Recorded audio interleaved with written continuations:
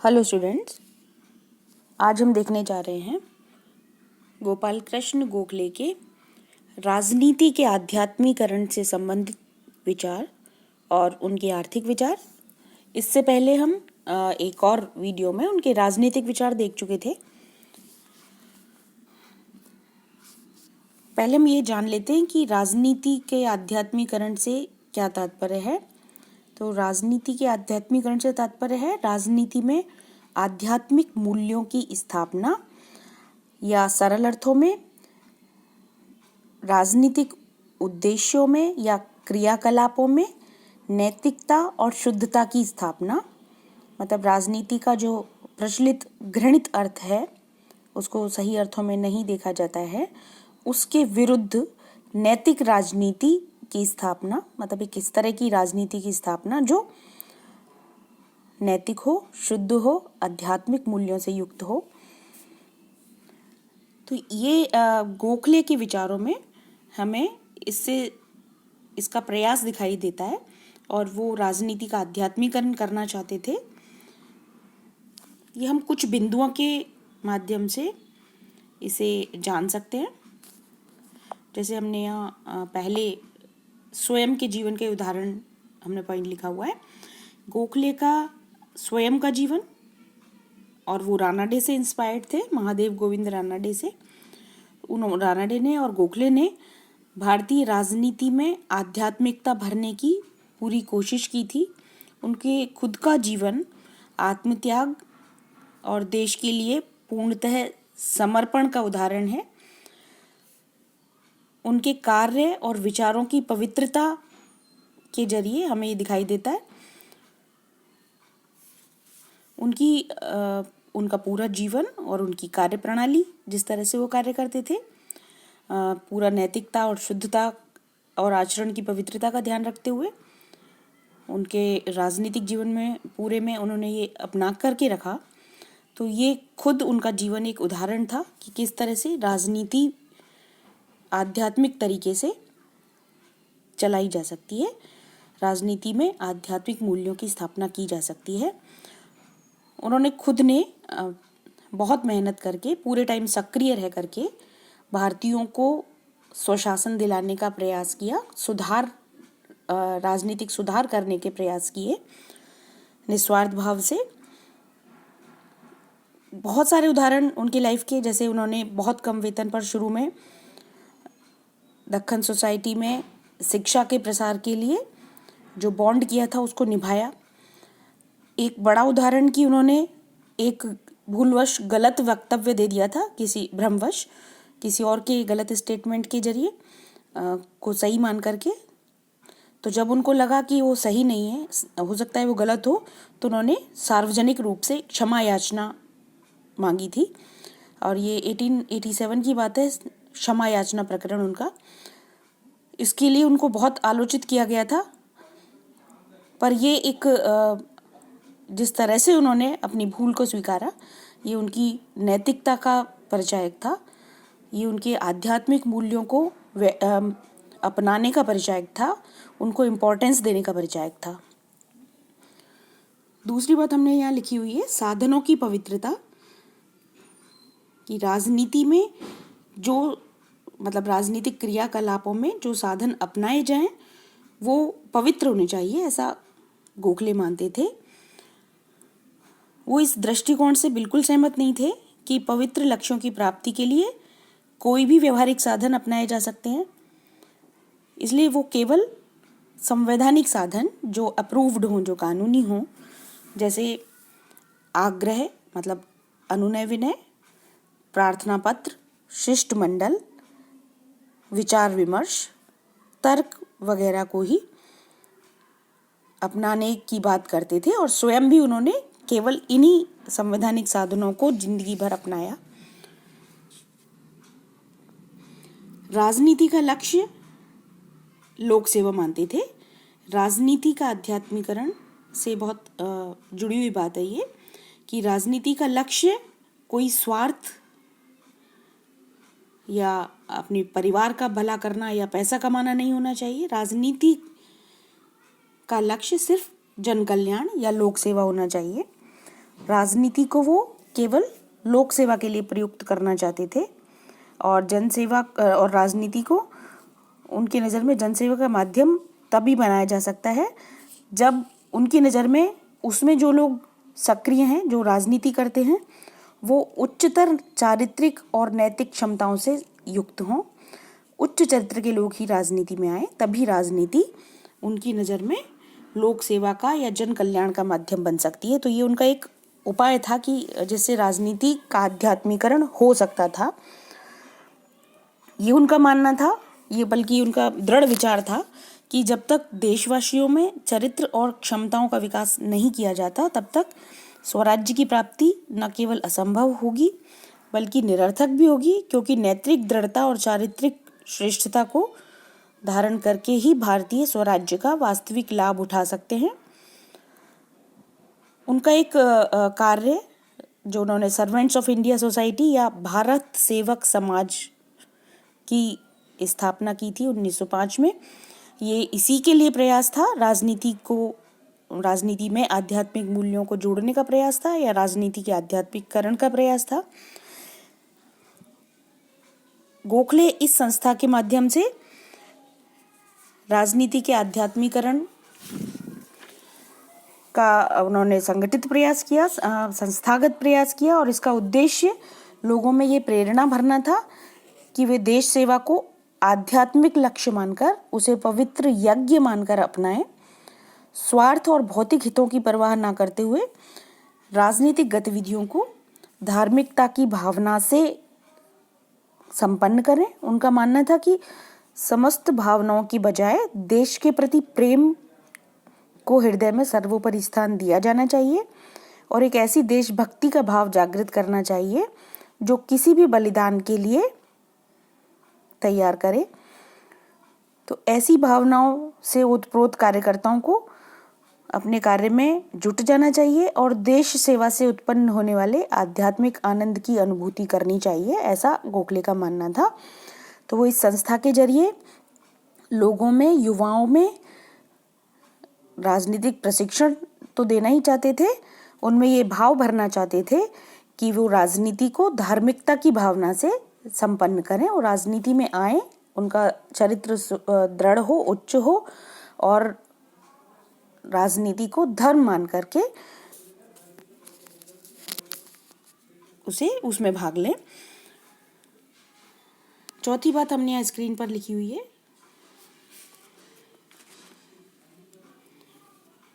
कि वे सांप्रदायिक सद्भाव में भी यकीन करते थे।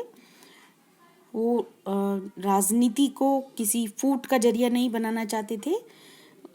सांप्रदायिक सद्भाव एक जुड़ी हुई बात है इससे, हालांकि बहुत महत्वपूर्ण नहीं है, पर ये भी जुड़ी हुई बात है कि इसी भावना के चलते वो सभी धर्मों के सद्भाव में यकीन करते थे और हिंदू मुस्लिमों में जो राजनीति के जरिए फूट डाली जा रही थी उस पर दुख व्यक्त करते थे।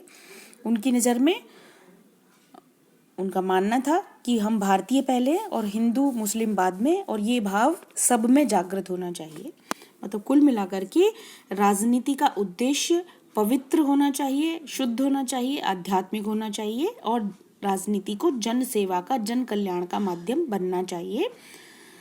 और ये तब भी हो सकता है जब राजनीति में उच्च चरित्र के लोग आए, और इसके लिए उन्होंने खुद भी प्रयास किए और ऐसा ही उन्होंने अपेक्षा की लोगों से कि अपने राजनीति को धार्मिकता की भावना की तरह संपन्न करें, उसको अपना सर्वोपरि लक्ष्य बना करके उसमें भाग लें, सक्रिय रहें।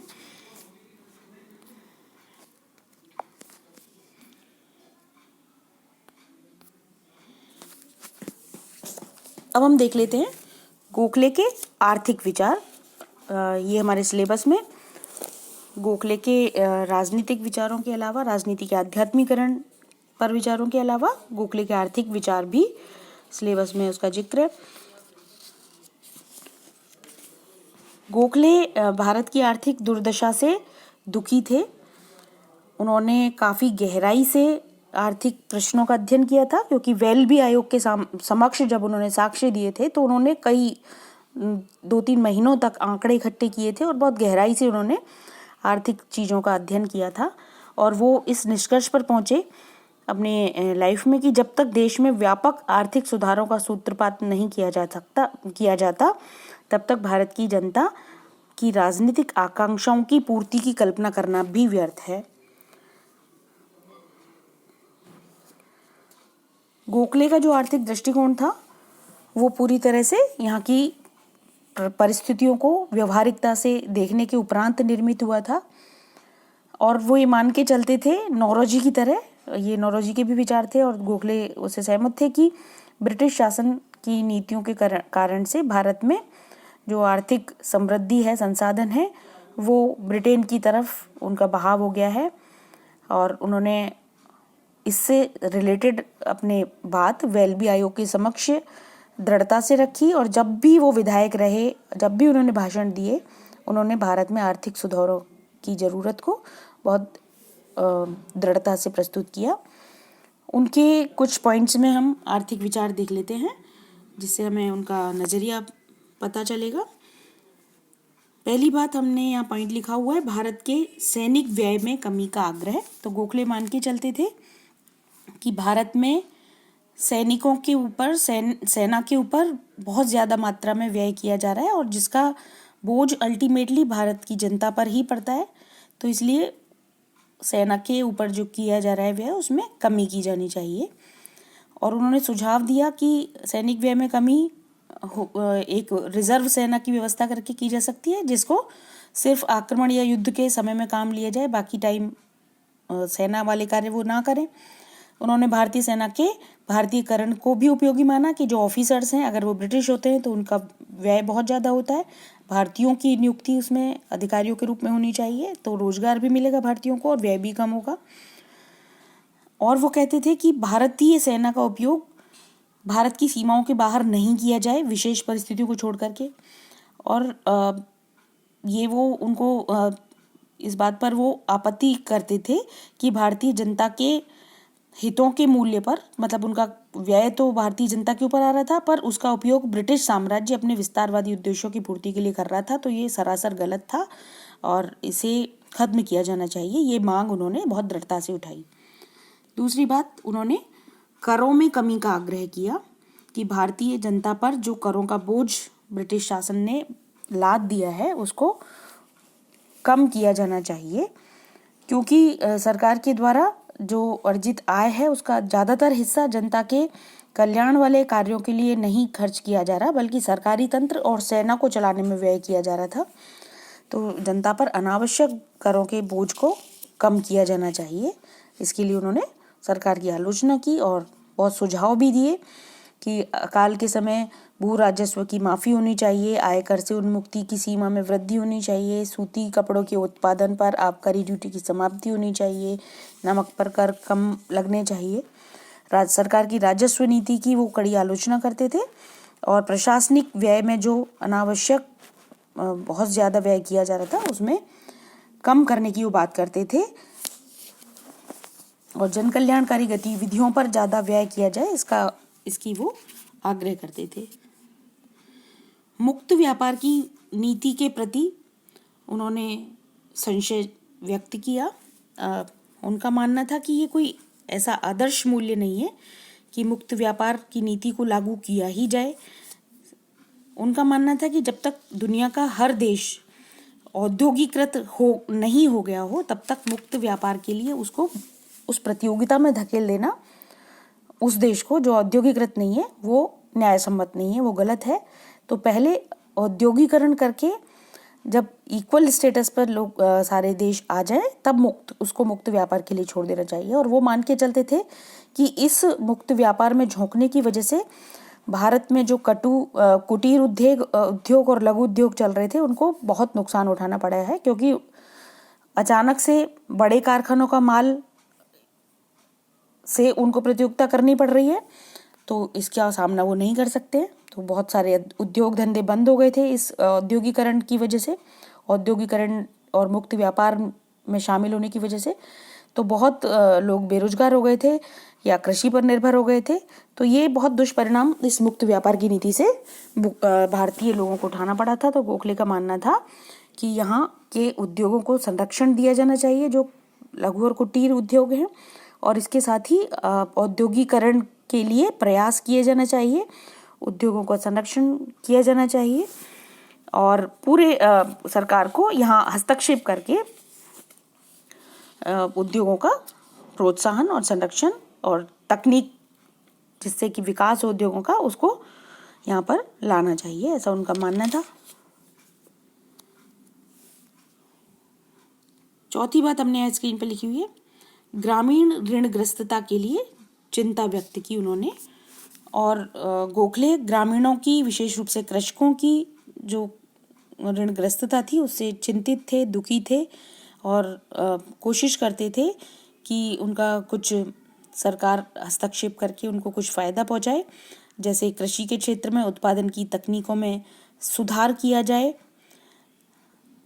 उनके माल के विपणन के स्तर पर उनका, कृषकों का हित का संरक्षण किया जाए, और इसको सरकार को यहाँ दखल दे करके ये सब करना चाहिए, जिससे कि कृषकों और ग्रामीणों को अपनी आवश्यकताओं की पूर्ति के लिए ज़्यादा उधार ना लेना पड़े महाजनों से या व्यक्तिगत स्रोतों से जो ऋण लेना पड़ता है अपनी भूमि को गिरवी रख करके या दूसरे साधनों को गिरवी रख करके, तो ये नहीं होना चाहिए।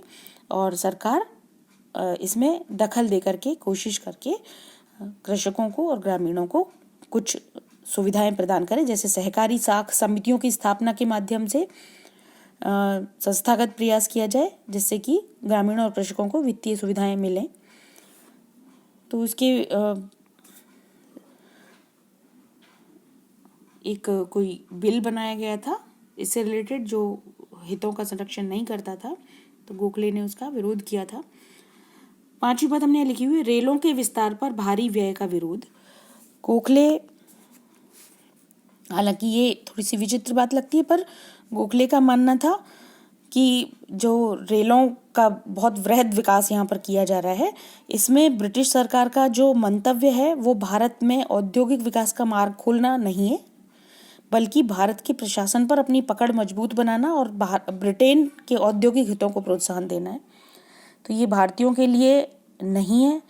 भारत में जो रेलों का विकास पर जो बहुत ज़्यादा व्यय किया जा रहा है उसको ही प्राथमिकता दिया जाना गोखले के अनुसार उचित नहीं है, बल्कि बहुत सारे दूसरे कार्य हैं जिनसे जनता का ज़्यादा कल्याण हो सकता है, तो सरकार को उन दूसरी गतिविधियों में भी धन व्यय करना चाहिए।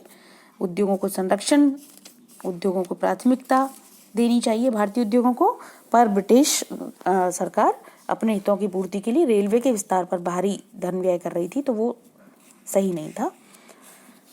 तो गोखले जो चाहते थे भारत के संदर्भ में, तो वो भारत को कृषि प्रधान अर्थव्यवस्था वाले देश की तुलना में एक औद्योगिक देश के रूप में विकसित करना चाहते थे, और ऐसी प्रक्रिया को अपनाना चाहते थे जिससे औद्योगिकरण हो और आम जनता के हितों की अधिकाधिक पूर्ति हो, और भारतीय संसाधन विदेशों की तरफ जो उनका बहाव हो रहा है वो रुके, जनता के रोजगार में वृद्धि हो, जनता आत्मनिर्भर और आत्मनिर्भर बने और आत्मसम्मान को फील करे, कृषि में भी सुधार हो, कृषकों की समस्याओं का भी समाधान हो, और इसके लिए राज्य प्रयास करे, राज्य की संरक्षण दिया जाए, और सरकार की जो आर्थिक नीति है वो जन कल्याणकारी बने। ये पूरा गोखले का प्रयास रहा। हमेशा वो उसके लिए अपने भाषणों में और जहाँ भी वो अपने विचार व्यक्त करते थे, इसमें गोखले ने इन सब का आग्रह किया।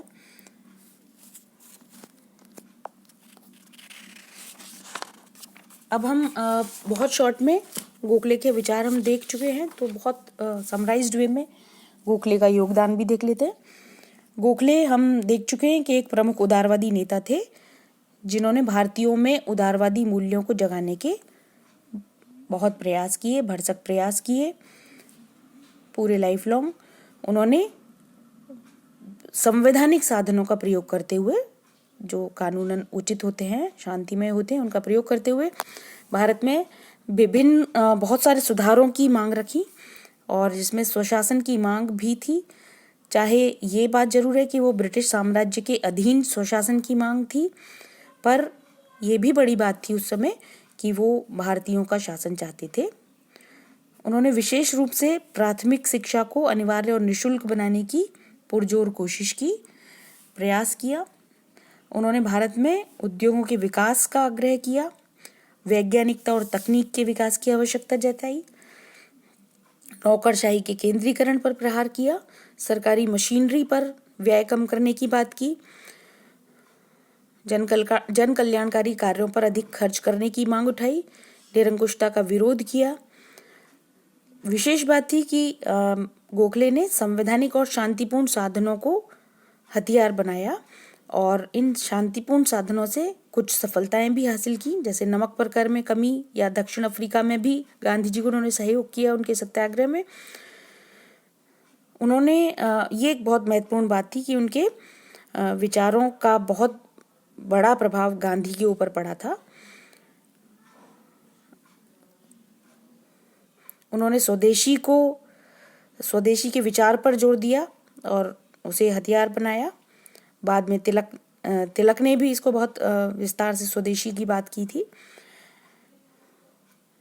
राजनीति के आध्यात्मिकरण के लिए गोखले को याद किया जाता है, विशेष रूप से सर्वेंट्स ऑफ इंडिया सोसाइटी या भारत सेवक समाज 1905 में जो उन्होंने स्थापना की थी, ये एक उनका विशेष योगदान था। राजनीति के आध्यात्मिकरण से रिलेटेड उनकी जो सोच थी उसको बाद में गांधी ने अपनाया और गांधी तो उन्हें अपना राजनीतिक गुरु मानते ही थे, तो ये अपने आप में एक बहुत महत्वपूर्ण गोखले का योगदान था जो गांधी के जरिए पूरे भारत में प्रसारित हुआ। ये हम गोखले के विचारों को बहुत संक्षेप में देख चुके हैं। धन्यवाद।